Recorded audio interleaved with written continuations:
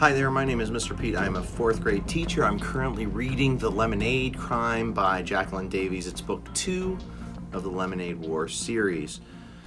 Chapter 12, Sixth Amendment. Highlight, it's not really a vocabulary word. It is one of our amendments, the part of the U.S. Constitution that explains the rights of anyone who is accused of a crime and brought to trial, including the right to legal counsel. Remember, Scott doesn't have a lawyer, and his mom is coming, we think. Jesse chapter. Jesse whispered, "The prosecution rests." And she and Evan went back to their seats. Evan kept his eyes nailed to the ground. That's an idiom. He didn't trust himself to look at Jesse. If he did, he knew that all his anger was going to spill over like lava pouring out of a crack in the earth's crust. Highlight, simile. He'd been humiliated. Highlight, vocabulary word, humiliated, made a fool of, in front of the entire fourth grade. And even though he knew that Jesse hadn't done it on purpose, it was still all her fault. If she hadn't called him as a witness, if she hadn't made David the judge, if she hadn't given Scott Spencer that stupid arrest warrant in the first place, none of this would have happened. David banged his gavel 3 times. "Will the lawyer for the defense please step forward?" Evan saw Scott twist his head around and look at the parking lot. "We got to wait a couple more minutes," said Scott matter-of-factly. "My mom's not here yet." "If she doesn't come," said Paul, "does Scott have to forfeit?" Give up. David flipped through his cards. "Jesse, does Scott forfeit if his mom doesn't come?" "Here she is," shouted Scott, jumping up from the ball. I told you, he turned to Jesse. "Now you're going to see how it's done by a real lawyer. She's going to make you look like a fool." Scott ran off to the parking lot where a large gray SUV was pulling up to the curb. Evan watched as Scott ran up to the car and leaned in at the open window, talking with his mom. Scott turned around and pointed to all the kids sitting in the courtroom. Evan could just barely see Mrs. Spencer, her hands on the wheel, the engine of the car still running. Then Scott stepped back from the car, and it drove away. Scott came walking back and sat down on his basketball. He shrugged, but Evan could tell it was an act. "She can't stay," said Scott. "She's got a big meeting, real stuff, not kid stuff." He shrugged again and looked straight ahead at David, avoiding everyone else's eyes. So I just want you to think about Scott Spencer right now. And we know that he's acted like a jerk. We know that he's very boastful and prideful, and he does a lot of level 0 things. But I want you to think about what we know about his parents, what we just witnessed. He obviously was let down, and I just want you to kind of think about his life. Maybe it's not quite the picture that we thought. "So," said David, "what do we do now?" Everyone in the courtroom turned to Jesse, who had been keeping quiet ever since she sat down. Evan looked at Jesse. She wasn't smiling, and that surprised him. After all, this meant they won, right? At least that's how it worked in basketball. If the other team didn't show up or didn't have enough players, then they forfeited the game, and that meant your team won automatically. Usually, Evan hated forfeit games, even if it meant winning. He'd rather play and lose than win by forfeit. But this time, Evan would take a win any way he could get it. The image that had been haunting him for days of standing up at morning meeting and apologizing to Scott began to fade, and a new one took its place. Evan playing with his new Xbox 2020 with all his friends over at his house.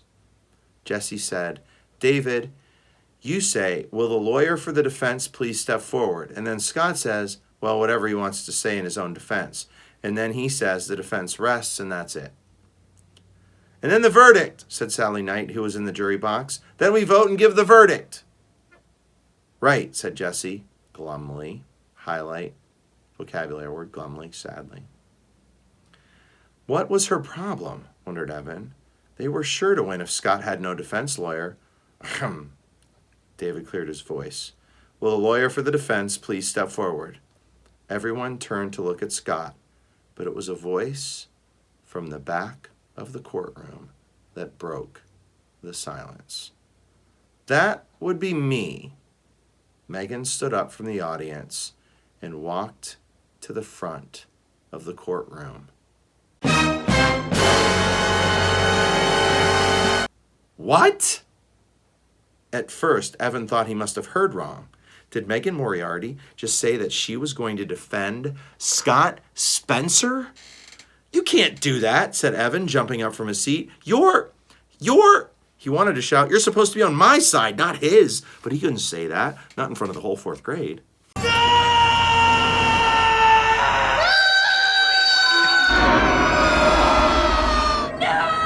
No! No! No! No! No! No! No! No! No! No! No! No! No! No! What? No! No! No. No, no. No, no, no, no.